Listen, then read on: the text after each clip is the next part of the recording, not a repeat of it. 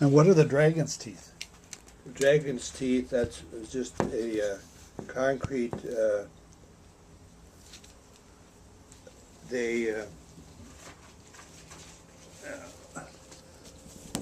on the grounds, the Siegfried line was quite wide, but the beginning of it all had cement, things like that, planted in the ground for our tanks to go over. So they literally look The moment like you teeth. go, you rip your tank, you rip your track apart, you know. How big were they?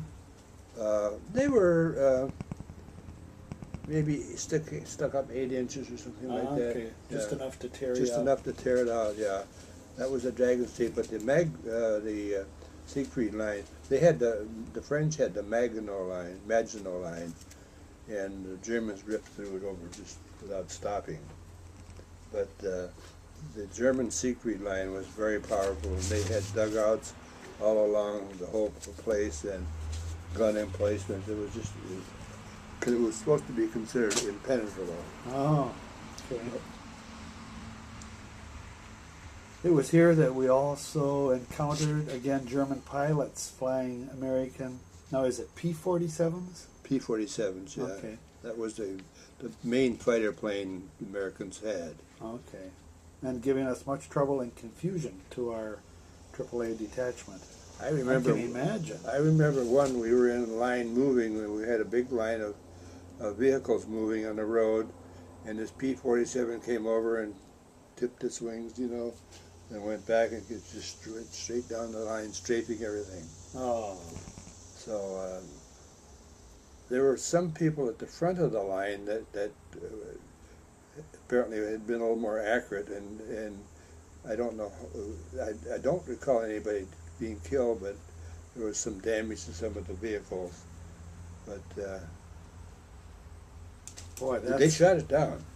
Oh, I'm sure once it started shooting, Yeah, they got it down, and the pilot landed in the field, and when we caught up with it, it was sitting in the field, and they had taken the pilot out of there.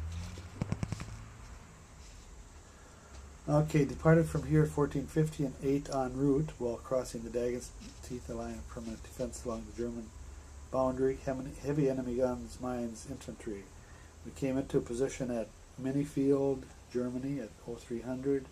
Left again for an assembly area at Hain. Left here at 400 and came to the Volmerswiller at 1842. Roads were dry and dusty. Summer must be just around the corner. March 23rd, battery and bivouac area for supposed rest. March 30th, left at 2000 for an undisclosed area.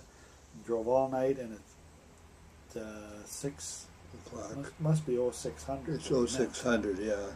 On Easter morning, we crossed the Rhine on a pontoon bridge. Right. That was the same time the article that was written by that lieutenant you had picked out. He crossed before us, just before us.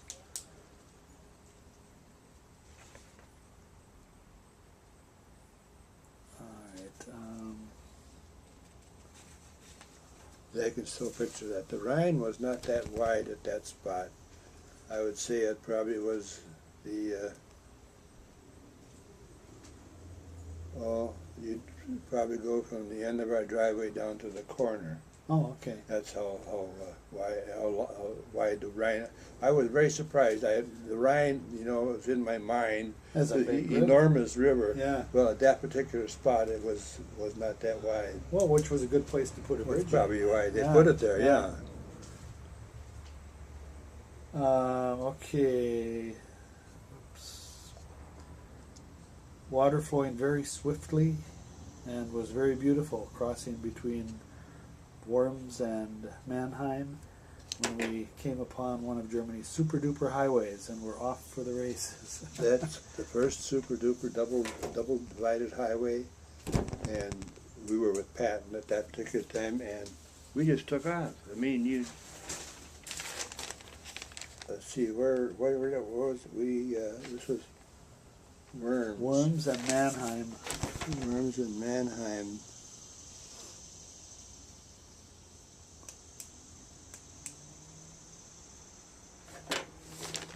Probably on the other map.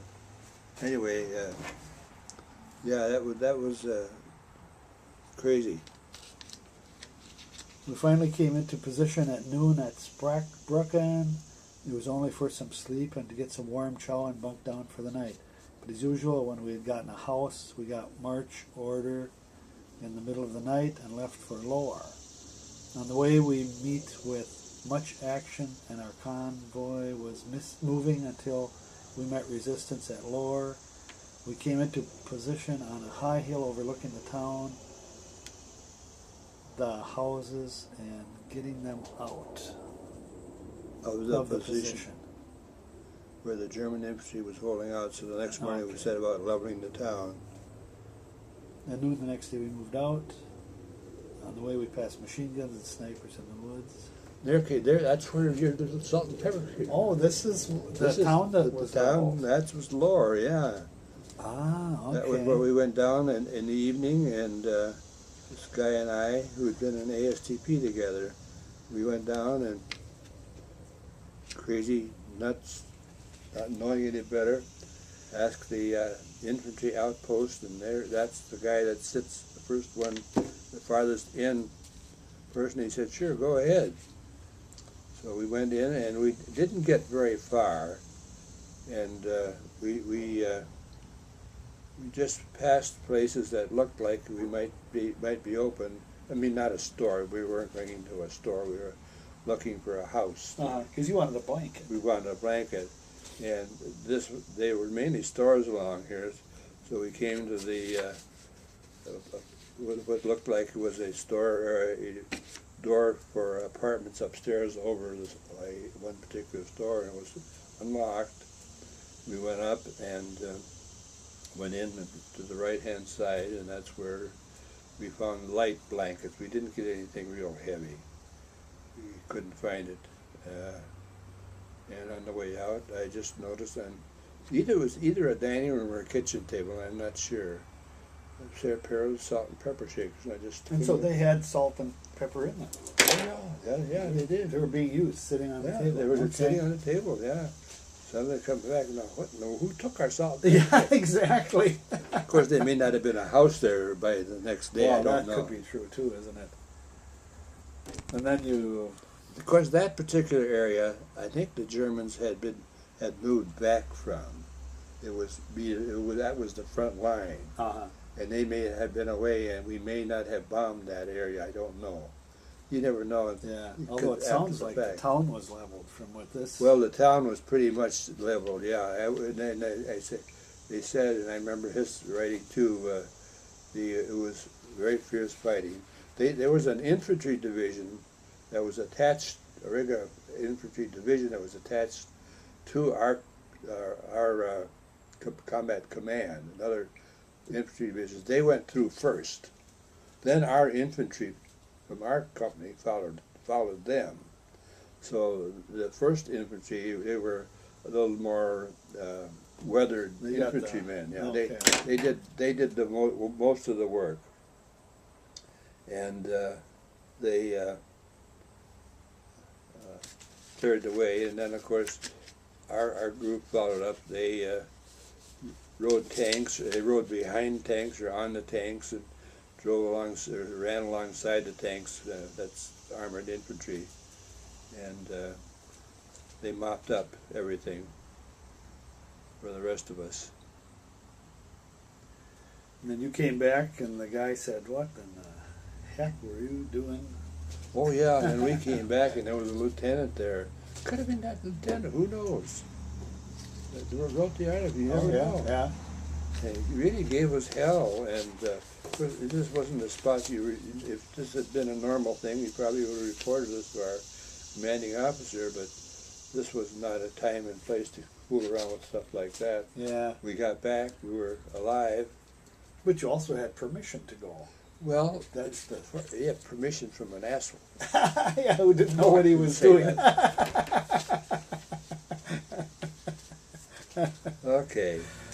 All right, let's see. But I still remember that article which I wrote to you about seeing the on the way out the big park area, where there had been so much fighting and so many dead bodies lying around. But The hardest part was apparently what had happened after the fighting main infantry force had gone through. They were two medics with their cross on their sleeves, were at each end of the Stretcher. And a soldier lying on the stretcher, all dead. And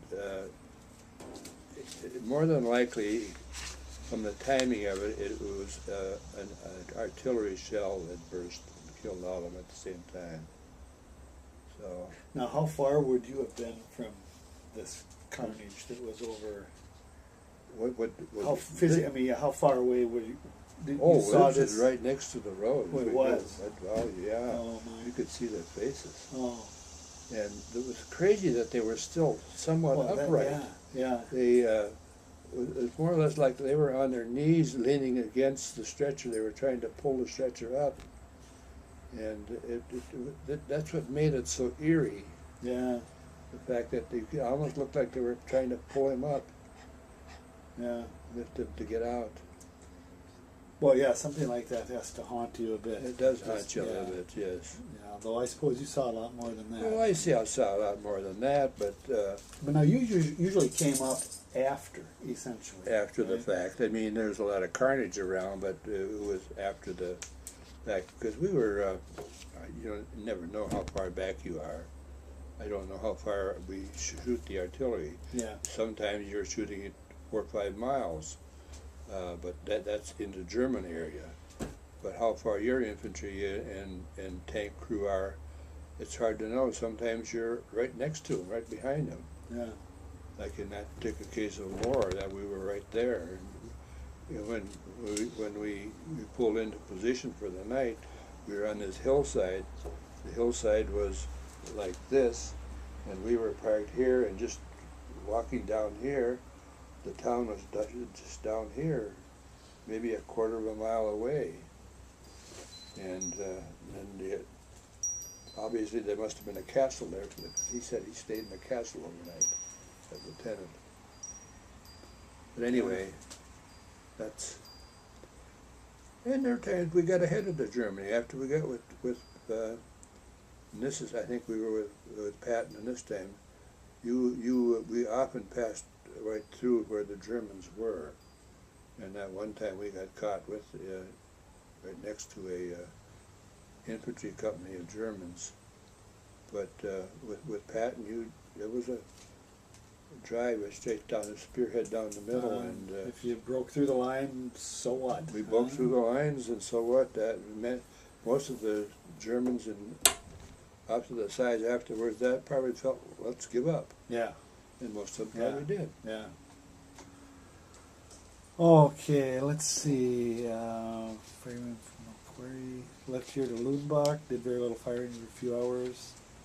Arrived at Altenstedt, which is near Wissembourg on the border of Alsace and Germany. Oops, I did that one, didn't I? Oops, I skipped back. Oh, there's super duper highways. We did that one. Yeah. We were down with one with Lohr. Yeah, Lohr, okay. I should be on this original one here. I lost my place. What day was it? Do you have that? Lohr. It's after March 30th. Okay, yep, that's it. That big paragraph after March 30th. Okay.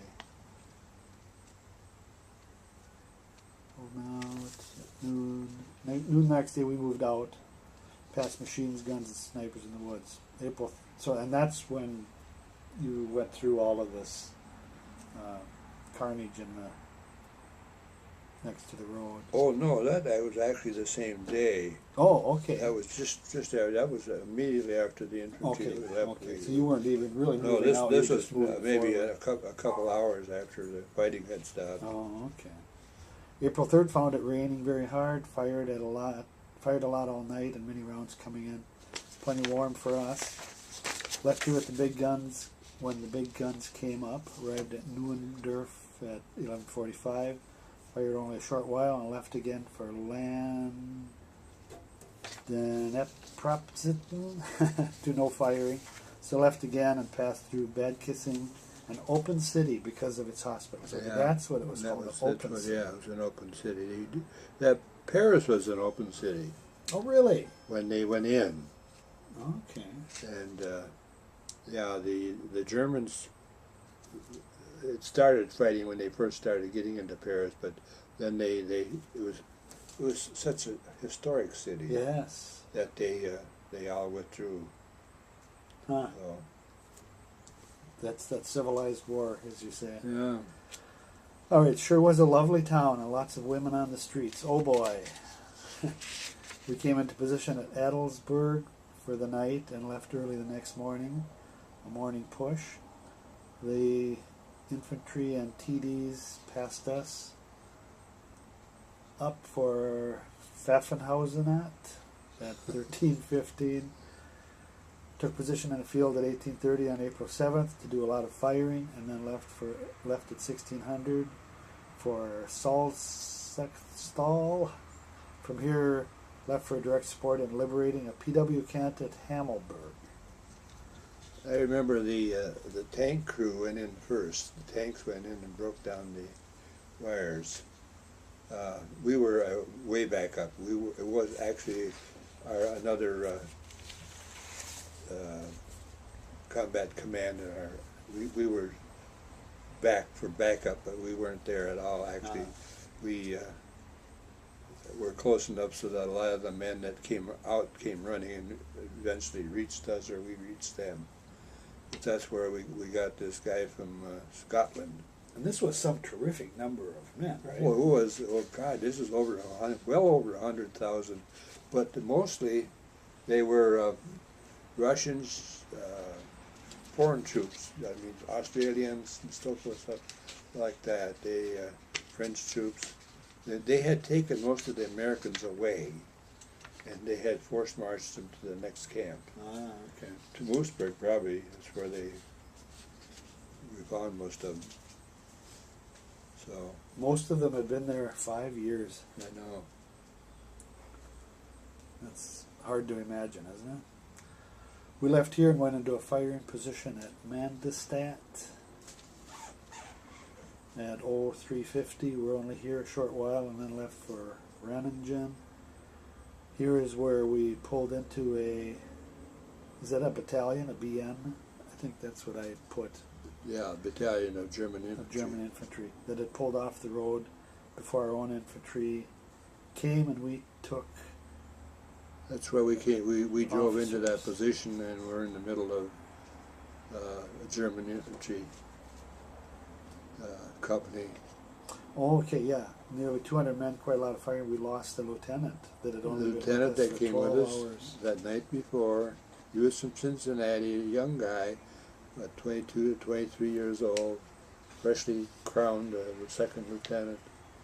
And we sat around the fireplace. We thought we were still in our area. I mean, back of the lines. This is just a German infantry company that didn't get a chance to get away. And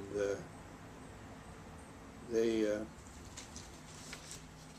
shot around from one of their cannons over our position, and we returned fire, and they threw up their flag, white flags, and then the captain sent this young lieutenant over with a jeep and a couple other guys, and somebody there just shot the lieutenant right through the head.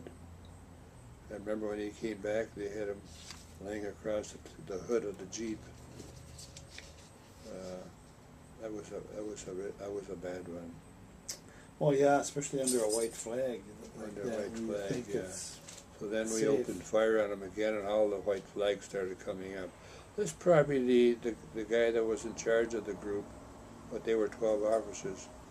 They were the ones in charge probably wanted to surrender, and some guy there just wanted to get a shot at a guy. And anyway, Left here for another position where we had an effective. Now this says TOT mission. Is that right? This on the original. I don't know what I changed it to. Well, it's TOT mission. Yeah, I left that. I don't know what it means, very honestly. Okay, and I'm not sure it's typed right either. It might have a typo or two in it. Okay, yeah, well, we won't worry about it. Was very tired. Yeah, that is what that is. Fired near Bamberg and Schiefjord, and took some more PWs. They were beginning to realize that it was nearly over and were surrendering very easy. Left here for Erbitzhausen at 1800 and pulled out soon again for Wilsburg and then to Swindorf, firing northeast of Braun. Now, this is where it gets interesting because we're missing lots of words. On the 18th, we departed from here and went to Weinhof, where they shelled us with very good accuracy, and soon we pulled out for a new location that wasn't surrounded. Surrounded, yeah, that's where it's.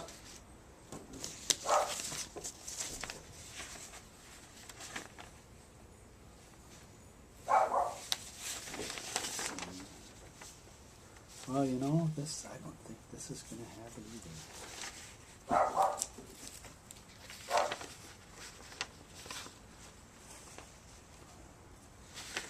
No, this doesn't go far enough either. Doesn't. No. So we're on our own. It isn't on the back, is it? Where that spot came off? No, I actually looked there. You looked there, okay, fine. Yeah, that's just totally missing. 'Cause it would have been. No, it would have been on. Yeah, that actually Would have been on here, Yeah. and it's not here. No. All right. So, I guess we'll just leave that unknown at the moment. We pulled out of here for a cold, rainy day at Solar at 1800, then left for the following morning for Kaldorf to do Boku of firing. Left again for losing, and then to Perkambrunn at 1300. We've been in position only a short while when we got a march order again. It was here we got some heavy Russian That I winter don't clothes. remember at all. I would guess not all of you got heavy Russian No, it probably was a few of the infantrymen who got there. Probably they were talking to the Russian soldiers. They probably met up. Yeah. The following day we crossed the Danube River on a pontoon bridge at dusk. The sun was shining on the water and it was a lovely sight. You remember that? The Danube? I remember crossing the Danube, but I don't picture. I remember when we did it, just from the. I don't remember it. Any particular reason for. Passed through memory. Ingolstadt after crossing and saw considerable bombings by our Air Corps. Left for Rottenegg, Obersbach, and Linden. We were trying to catch the enemy and doing little firing, but lots of traveling and a long road marched. Well, up here with the Third Army, came to Linden and then to Oshim, getting very cold up in the mountains. After this, we came to Steg, and here we pulled into an assembly area, and the war was nearly over. We had good rest here before going into Eichenhofen and then to Erden for permanent locations. On May 14th, one gun left to fire some rounds at some SS troops that were holding out in a house, and did some effective fire while leveling some houses. This was the last round fired and expended in the ETO. European Theater of Operations. Okay, by our battery. I gotta put that. You know, that one spot there where we came into an area for. We got a good rest. One town we came into, I don't know that that's which one, but we were in Patton's army, and we came in. It was a fairly good-sized city, and we got to stop at a hotel. Whoa! Now there wasn't any activity in the hotel, no restaurant or anything. Nothing was going on, and but we all found rooms, and we were so tickled with everything, and we were all going to have a shower and everything. We had no running water. Oh no! But we all went to bed, And 2 hours later, we were up and on the way again. Hey, one chance for a mattress. Yeah, it was fabulous. Regular hotel rooms. I thought, my God. Oh, the irony. And then 2 hours later, you're on your way On out. the way. Well, I think then I'll make some corrections on the one that Okay, fine. my copy here, and then I'll You could send Send that to that me. to you, I yep. appreciate it. Yep. And you might go through that yes, your history that you did. that history to correct anything. Oh yeah, go through my history too. Yeah, but you also could go through that for the first month of our service. Oh over yeah, there. in the book. They will have it more detailed, actually, Yeah. what the whole divisional is doing. This is just our company. Now this, I did read through the history of your service, Oh, yes. and I ended up with a few questions if I can Okay. remember them. You had a lot of cavities. Do you blame that on the ice cream and Ice chocolate cream bars? and chocolate bars. But the guy said, you know, you may have a lot of cavities, but I appreciate one fact: your teeth are clean. You brush your teeth. And I did. I always brushed my teeth. So. And do you think you could have had some of those before you went into the service? Oh no! They when you go in, they. Oh, okay. So you did pick them all Oh, up? you picked them all up. Of course, I had bad teeth to start with. I mean, I had a lot of fillings before, Oh, okay. so it wasn't that my teeth are good. But I picked up, well, in a 3-month period, I picked up all those cavities. Of course, I could have had a young, learning dentist who just wanted to fill too, you know. Maybe. You never know. And then there was a piece in here about you getting a whole bunch of teeth knocked out. Yeah, that was at Fort Knox when we were up there. We were out on a bivouac in the woods, and I was riding on in a half track at that time. I don't know what the situation was, but I had to run to pick up, jump onto the half track that was getting away from me. And half tracks had no top. They had iron sides that folded up, so you had protection for sitting there. But then, if there was anything over the top, they had metal rods that ran across the top, and you put a tarp over it. And I came up and I jumped in the back, and my teeth hit the first rod at the back and knocked loose the whole front crust from the front of my mouth. Oh, man. And fortunately, I went to the dentist right away, and the guy who examined me said, "You need these teeth pulled." And they brought a lieutenant colonel in. He looked them over and said, "I'll do it tomorrow morning." And they took impressions, and God, before I left Fort Knox, and we weren't there that long, they had a clip-on dentures. Wow. So, That sounded awfully painful. well, you know, it's like when I was at Camp Campbell, just on their training, I got ingrown toenails on both large toes. And so I went to the doctor, and they said, "Well, you're going to have to be off your feet, because you can't do what you're doing with that, so you have to have surgery." Have you ever had an ingrown toenail? I haven't. But Well, I did, both of them at the same time. This is from Tricia. Hello? Speaking.